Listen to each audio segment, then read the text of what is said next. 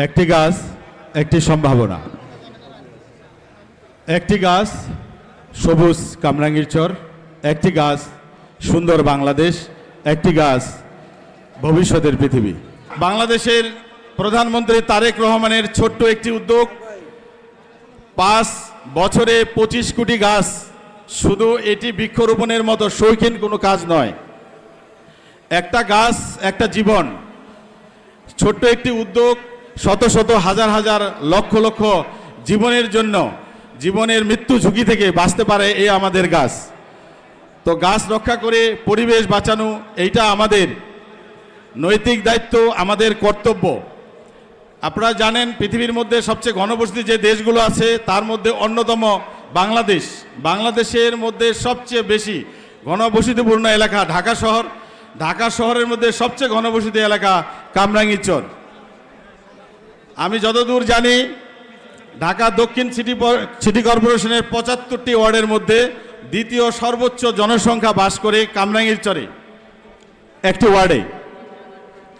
এত ঘনবসতি মানুষ যারা যে এলাকায় বাস করে সেই এলাকার জন্য নির্মল বাতাস, সুন্দর সুস্থ পরিবেশ এই নগরায়নের যুগে উপহার দেওয়া শুধু নয়, এটা আমাদের অবশ্যই কর্তব্য। আমাদের এখানে উপস্থিত আছেন মাননীয় ঢাকা দক্ষিণ সিটি কর্পোরেশনের প্রশাসক এবং আমাদের জাতীয় সংসদের আইন প্রণেতা জনাব হামিদুর রহমান হামিদ সাহেব। ওনাদের কাছে আমাদের এই কামরাঙ্গীরচরের শিক্ষা প্রতিষ্ঠানের পক্ষ থেকে বিনীত অনুরোধ থাকবে, আজকে যে উদ্যোগ নেওয়া হয়েছে হয়তো আমরা কিছু সংখ্যক গাছ পাবো। আমরা নিজেরাও আজকে কথা দিচ্ছি যে আমাদের যে ক্যাম্পাস, এই ক্যাম্পাসগুলো কামরাঙ্গীরচরে যেন সবুজ ক্যাম্পাসে রূপান্তর করতে পারি এবং টোটাল কামরাঙ্গীরচরের শিক্ষা প্রতিষ্ঠানগুলো থেকে যেন এই যাত্রা শুরু হয়। এবং আমাদের এই যাত্রার পাশে সর্বাত্মক সহযোগিতা করার জন্য আজকে যারা জনপ্রতিনিধি আছেন এবং যারা এই আয়োজন করেছেন তাদের কাছে আহ্বান করব, সবুজ কামরাঙ্গীরচর এইটাই হোক স্লোগান।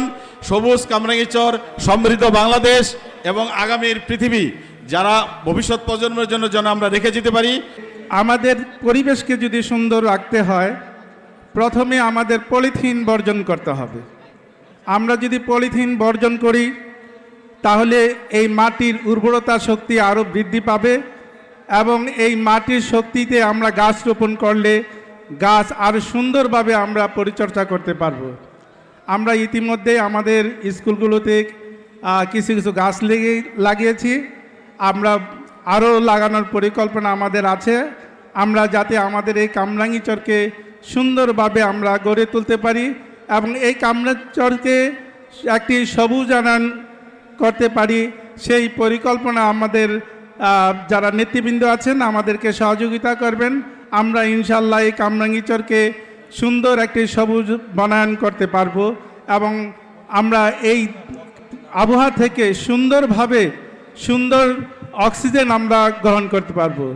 আমি সর্বশেষ একটি কথা বলবো যে আমরা সবাই কিন্তু বড় বড় ফ্যাক্টরির মালিক হই, বড় বড় ব্যবসায়ী হই, কিন্তু আপনি একটা গাছ লাগান, একটা ফ্যাক্টরির মালিক হন। একটা গাছ লাগাইলে অনেক অক্সিজেন আমাদেরকে দিবে। আমাদের এই কার্বন ডাই অক্সাইডগুলো গাছ গ্রহণ করে, গাছ আমাদেরকে অক্সিজেন দেয়। কাজে গাছ আমাদের সবচেয়ে পরম বন্ধু। কাজে আমরা সবাই মিলে একটি করে গাছ লাগাই। কামরাঙ্গীরচরে প্রায় 20 লক্ষ লোক আছে। কামরাঙ্গীরচরে 20 লক্ষ লোক যদি একটি করে গাছ লাগায় তাহলে আমার মনে হয় যে কামরাঙ্গীরচর আর এই অক্সিজেনের হবে না।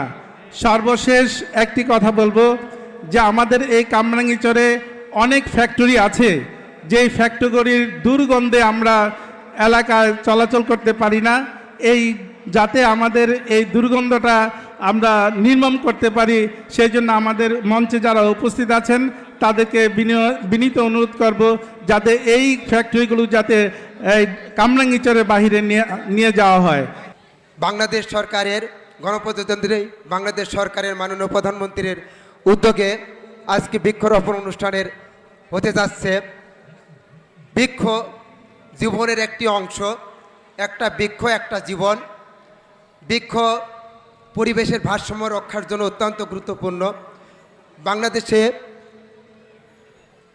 জমির আয়তন অনুসারে গাছের প্রয়োজন 27%, কিন্তু অত্যন্ত দুঃখজনক আমাদের দেশে বনায়ন ওইভাবে হয় না বা কর্মসূচি ওইভাবে গ্রহণ করা হয় না।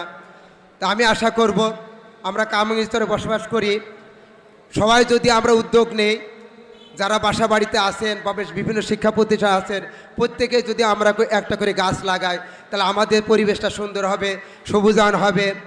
এবং আমরা কিছুদিন আগে আমাদের নাসরিন ম্যাডাম আছেন, প্রত্যেকটা শিক্ষা প্রতিষ্ঠানে গাছ লাগানোর জন্য 5,000 কোটি টাকা সরকার বরাদ্দ করেছেন। আমরা আমাদের স্কুল থেকে আমরা অনেকগুলো গাছ, স্কুলের জায়গা নাই কিন্তু তারপর আমরা কিছু গাছ লাগাইছি।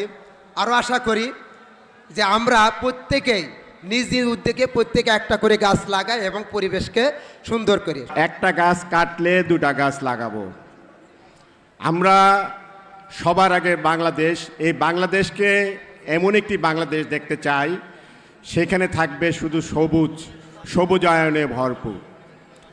আমরা বর্তমান বিশ্বে জলবায়ুর পরিবর্তনের যে প্রভাব পরিলক্ষিত করছি, যে এটা একটা ভয়ঙ্কর রূপ ধারণ করেছে জলবায়ু পরিবর্তন, যাতে করে পরিবেশ এবং জীবনযাত্রার মান কমে যাচ্ছে। আমরা যদি বৃক্ষরোপণ করি, তাহলে আমরা বৃক্ষরোপণের মাধ্যমে জলবায়ুর এই পরিবর্তনগুলো ফিরিয়ে আনতে পারব। আপনারা জানেন যে গ্রিন হাউসের যে গ্যাসগুলো, এই গ্যাসের ফলে আমাদের খরা, বন্যা, জলোচ্ছ্বাস এগুলো বেড়েই চলছে। এগুলি রোধ করার জন্য আমাদেরকে বৃক্ষরোপণ করতে হবে। বর্তমান গভর্নমেন্ট আমাদেরকে বৃক্ষরোপণ কর্মসূচি উপলক্ষে প্রতিটি বিদ্যালয়কে 5,000 টাকা দিয়েছে। আমরা র্যালি করেছি স্কুলে এবং বৃক্ষরোপণ করেছি, এবং এই ছবিও আমরা বিভিন্ন আমাদের অধিদপ্তরগুলোতে পাঠিয়েছি, থানা মাধ্যমিক পাঠিয়েছি। আমি আহ্বান করব যে শুধু স্কুল নয়, আপনার বাড়িতেও আপনি গাছ লাগান। একটা পূর্ণবয়স্ক গাছ 1 বছরে 1 টন কার্বন ডাইঅক্সাইড শোষণ করতে পারে। আমাদের যদি আমরা গাছ লাগাই, তাহলে আমাদের আবহাওয়াটা উত্তপ্ত আবহাওয়া কমে যাবে, সেখানে আমাদের বিদ্যুৎ সাশ্রয় হবে। সুতরাং আমাদের যে প্রধানমন্ত্রীর যে উদ্যোগ, এটা আমরা শিক্ষক সমাজ সাধুবাদ জানাই। এবং কামরাঙ্গীরচরের মতো এত ঘনবসতিপূর্ণ এলাকা, যেখানে কারখানার দুর্গন্ধে হাঁটা যায় না, এখানে আমাদের প্রধান বক্তা ঢাকার প্রশাসক ওনারা আছেন, ওনারা এটা দেখবেন যে কামরাঙ্গীরচরকে বসবাসযোগ্য একটা কিভাবে সুন্দর পরিবেশ গড়ে তোলা যায়। এই আহ্বান, একটি গাছ লাগান, একটি জীবন বাঁচান। আমাদের পৃথিবীতে যেভাবে জনসংখ্যা দিন দিন বেড়েই চলছে, তাতে জনসংখ্যার পরিমাণ বেড়ে যাওয়ার সাথে সাথে বৃক্ষর পরিমাণ দিন দিন কমে যাচ্ছে। আমাদের বাংলাদেশের আয়তনের শতকরা 34% বৃক্ষরোপণের মাধ্যমে একটা সুন্দর পরিবেশ, বসবাসের যোগ্য পরিবেশ গড়ে তোলা সম্ভব। কিন্তু আমাদের এখানে বৃক্ষ আছে মাত্র 17%, যার ফলে দিন দিন এই জলবায়ুর পরিবর্তনে মানুষ বিভিন্ন রকমের সমস্যার সম্মুখীন হচ্ছে। আমরা এই উদ্যোগকে স্বাগত জানাবো এবং আমরা সবাই 5 বছরের ভিতরে মাননীয় প্রধানমন্ত্রীর এই উদ্যোগকে সফল করার জন্য সার্বিকভাবে সহযোগিতা করব, যার মাধ্যমে আমরা আমাদের প্রতিটি শিক্ষা প্রতিষ্ঠানে যে শিক্ষার্থী, কোমলমতি শিক্ষার্থী আছে, তাদের ভবিষ্যৎ প্রজন্ম কিভাবে ভালো থাকবে, কিভাবে বেড়ে উঠবে, কিভাবে গাছ থেকে অক্সিজেন গ্রহণ করবে, সেই উদ্যোগ গ্রহণ করেছে মাননীয় প্রধানমন্ত্রী। আমরা আমাদের পক্ষ থেকে মাননীয় প্রধানমন্ত্রীকে অভিনন্দন জানাচ্ছি। মঞ্চে যারা উপবিষ্ট আছেন নেতৃবৃন্দ, আমি তাদেরকে দৃষ্টি একটু আকর্ষণ করব যে বৃক্ষরোপণের মাধ্যমে যেমন পরিবেশের উন্নয়ন ঘটবে, তেমনি আমাদের পাশে যে নদী আছে, যে বুড়িগঙ্গা নদী আছে, সেই নদীর যে অবস্থা, নদীতে যে পানির দূষণ, এতে করে আমরা নদীর পাশে যে লোকগুলি বসবাস করি আমাদের জন্য অত্যন্ত ক্ষতিকর ব্যাপার হয়ে দাঁড়ায়। আমি নেতৃবৃন্দকে দৃষ্টি আকর্ষণ করব, নদীর পানির দূষণকে মুক্ত করার জন্য আপনারা উদ্যোগ গ্রহণ করবেন। আপনারা সবাই জানেন গাছ আমাদের জন্য কত প্রয়োজন। একটা কথা আছে, গাছ লাগাও পরিবেশ বাঁচাও।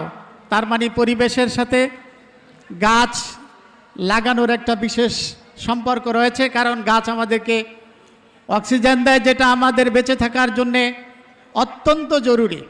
সুতরাং মাননীয় প্রধানমন্ত্রীর এই উদ্যোগ দেশকে বাঁচানোর জন্য, পরিবেশকে বাঁচানোর জন্য যেই উদ্যোগ, সেই উদ্যোগকে আমরা স্বাগত জানাই এবং এই মহৎ উদ্যোগ যেন সাফল্যমণ্ডিত হয়। যে বৃক্ষরোপণ আমি কেন করব? আপনারা ওয়ার্ল্ড ওয়ার যদি দেখেন, গ্লোবাল ওয়ার্মিং যদি দেখেন, আপনার বিশ্বের জন্য যে হুমকি যদি দেখেন, তাহলে আপনি বৃক্ষরোপণ তো নিজেও করবেন, আরেকজনকে করতে বলবেন, দ্রুত করতে বলবেন। কেন? পুরা বিশ্বটা এখন হুমকির সম্মুখীন। শুধু একমাত্র আইসল্যান্ডের যদি বরফ গলে, সেই বরফ গললে আমাদের বাংলাদেশের সি লেভেল কমপক্ষে 6 মিটার বেড়ে যাবে, আর দক্ষিণ অঞ্চলের ব্যাপক একটা এলাকা ডুবে যাবে। এটা বাংলাদেশের জন্য শুধু হুমকি। আর অন্যান্য মালদ্বীপ, নেপাল যেগুলো আছে, এগুলো তো অনেক নিচুর দেশ, তারা তো অটোমেটিক আরও অনেক আগেই ডুবে যাবে। শুধু এই বাস্তবতা উপলব্ধি শুধু আমাদের নয়, সারা বিশ্বব্যাপী বাস্তবতা উপলব্ধি করে কি করা যায় সেই জন্য অনেক গবেষণা চলতেছে।